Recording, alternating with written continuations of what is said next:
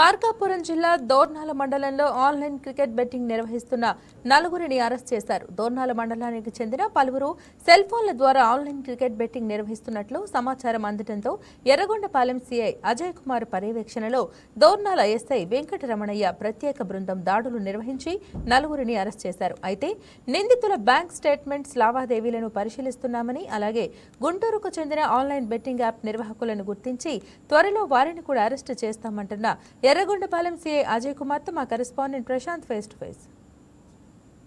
మార్కాపురం జిల్లా దోర్నాలలో బెట్టింగ్ పాల్పడుతున్నటువంటి నలుగురు వ్యక్తులను ఎర్రగొండపాలెం సీఐ అజయ్ కుమార్, దోర్నాల ఎస్ఐ వెంకటరమణయ్య గారు ఈరోజు అరెస్ట్ చేయడం జరిగింది.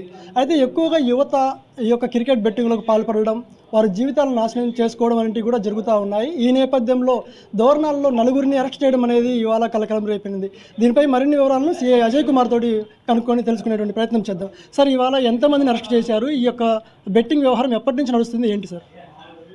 దోర్నాల మండలంలో ఒక నలుగురు వ్యక్తులు బెట్టింగ్ నిర్వహిస్తున్నారనే సమాచారం మేరకు మేము నిన్న రాత్రి రైడ్ చేయడం జరిగింది. దానిలో భాగంగా ఆ నలుగురిని అరెస్ట్ చేసి విచారించగా వాళ్ళు 2020 నుంచి వాళ్ళకి బెట్టింగ్లో యాప్ల్లో బెట్టింగ్ వేయడం అలవాటు ఉందని తెలిసింది.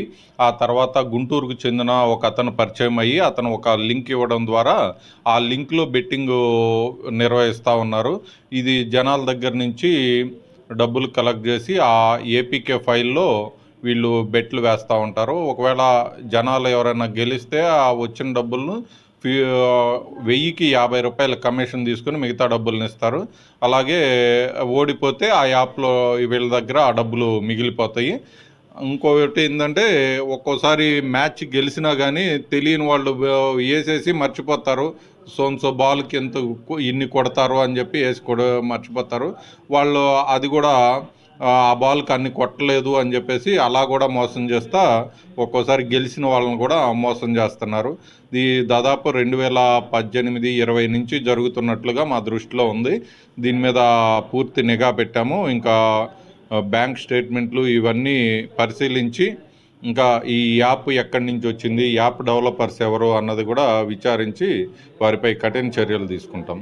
సార్, ఇప్పటి వరకు మీరు ఒక నలుగురిని అయితే అరెస్ట్ చేశామని చెప్తున్నారు. ఆ నలుగురి దగ్గర నుంచి ఏమేమి స్వాధీనం చేసుకున్నారు? అంటే మొబైల్ ఫోన్స్ కావచ్చు, బెట్టింగ్ పాల్పడినటువంటి నగదు కానీ ఏమన్నా స్వాధీనం చేసుకున్నారా ఏంటి? ఓకే, మా దగ్గర మేము నిన్న రైడ్ చేసినప్పుడు వారి దగ్గర ఉన్న మొబైల్ ఫోన్స్ని స్వాధీనం చేసుకోవడం జరిగింది. వారు అవుట్కట్స్లో ఉండటం వలన వారి దగ్గర నగదేమీ మేము దొరకలేదు. మేము ఎలాంటి నగదు సీజ్ చేయలేదు. మొబైల్ ఫోన్స్ సీజ్ చేసి వాళ్ళ ఫోన్పేలు అవన్నీ చెక్ చేయడం జరిగింది. అలాగే బ్యాంక్ స్టేట్మెంట్లు కలెక్ట్ చేసి వారి ట్రాన్సాక్షన్స్ చూసి ఇంకెవరైనా బాధితులు ఉన్నారా, లేదా ఇంకా వీళ్ళకి ఏమైనా వేరే వాళ్ళతో ఏమన్నా సంబంధాలు ఉన్నాయా అన్నది కూడా వెరిఫై చేస్తాం. అంటే ఇది ఎట్లా ఉండొచ్చు? అంటే ఈ యొక్క ఆన్లైన్లో ఈ బెట్టింగ్ ఉంటుంది, ఈ లక్షల్లో ఉండొచ్చు అంటారా? మీ అంచనా ప్రకారం కోట్లలో ఉందంటారా? ఎలా ఉంటుంది?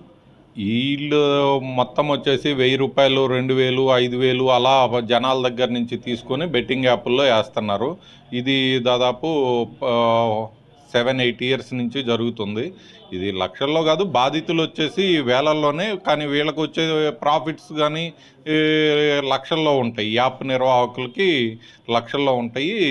దాన్ని కూడా వారిపై కఠినంగా చర్యలు తీసుకుంటారు. ముఖ్యంగా యువతకి ఏం చెప్తారు సార్? అంటే ఎక్కువ మంది కూడా క్రికెట్ ఐపీఎల్ జరుగుతున్న నేపథ్యంలో ఎక్కువ మంది కూడా బెట్టింగ్స్ పాల్పడుతూ ఉంటారు. వీరికి ఏం చెప్తారేంటి? ఇప్పుడు మొత్తం ఆన్లైన్ అవ్వడం, మొత్తం ఇంటర్నెట్ ప్రాబల్యం పెరగటం వలన అనేక ఏపీకే ఫైల్స్, యాప్లు వచ్చినాయి.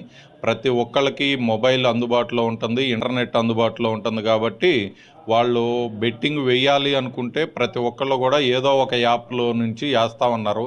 దీనివల్ల వారి తల్లిదండ్రులు కష్టపడి సంపాదించుకున్న నగదు కానీ, ఆస్తులు కానీ ఏవైనా ఎవరైతే మోసగాళ్ళు ఉంటారో వాళ్ళ వద్దకు చేరుతున్నాయి.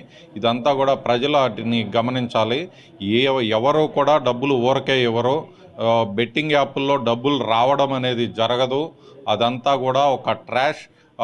ప్రతిదీ సిస్టమ్ ప్రకారం దాని ప్రొఫార్మా ఒకటి రెడీ చేసుకుంటారు.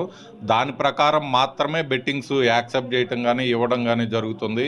దాంట్లో వాళ్ళు లాస్ వచ్చే విధంగా తయారు చేసుకోరు. వాళ్ళు మొత్తం కూడా వాళ్ళకి లాభం వచ్చే విధంగా బెట్టింగ్ వేసేవాళ్ళు నష్టపోయే విధంగా తయారు చేసుకుంటారు. కాబట్టి ప్రజలందరికీ తెలియజేసేది ఏంటంటే, ఏ ఆన్లైన్ బెట్టింగ్లైనా ఏ బెట్టింగ్లైనా కానీ ఈ నిర్వాహకులకు మాత్రమే లాభాలు వస్తాయి. ఎవరైతే వేస్తారో వాళ్ళందరూ లాస్ అవుతారో, జీవితాలు నాశనం అవుతాయి, మానసికంగా కృంగిపోయి చనిపోయే అవకాశాలు కూడా ఉంటాయి. కాబట్టి ఈ ఆన్లైన్ బెట్టింగ్లందరికీ కూడా దూరంగా ఉండాలని తెలియజేస్తున్నాం. ఇది మనం చూస్తున్నాము. ఏదైతే మార్కాపురం జిల్లా దోర్నాలలో ఇవాళ 4 వ్యక్తులను అయితే బెట్టింగ్కి పాల్పడుతున్నటువంటి 4 వ్యక్తులను అరెస్ట్ చేశారు. వారి నుంచి మొబైల్ ఫోన్స్ స్వాధీనం చేసుకున్నారు. ఎవరైతే ఈ యొక్క బెట్టింగ్కి పాల్పడుతున్నారో వాటికి కూడా ఒక సందేశాన్ని కూడా సిఐ గారు అయితే తెలుపుతున్నారు. ముఖ్యంగా ప్రధానంగా చూసుకుంటే ఏదైతే ఒక బెట్టింగ్కి పాల్పడుతున్నారో వారందరూ కూడా చాలా జాగ్రత్తగా ఉండాలి. కష్టపడి సంపాదించినటువంటి సొమ్మును బెట్టింగ్ పాల్పడి చేసుకొని అనవసరంగా మీ యొక్క జీవితాలను నాశనం చేసుకోవద్దని కూడా ఎర్రగొండపాలెం సిఐ అజయ్ కుమార్ తెలుపుతున్నారు. Video reporter Prashant, YK TV, Markapuram జిల్లా.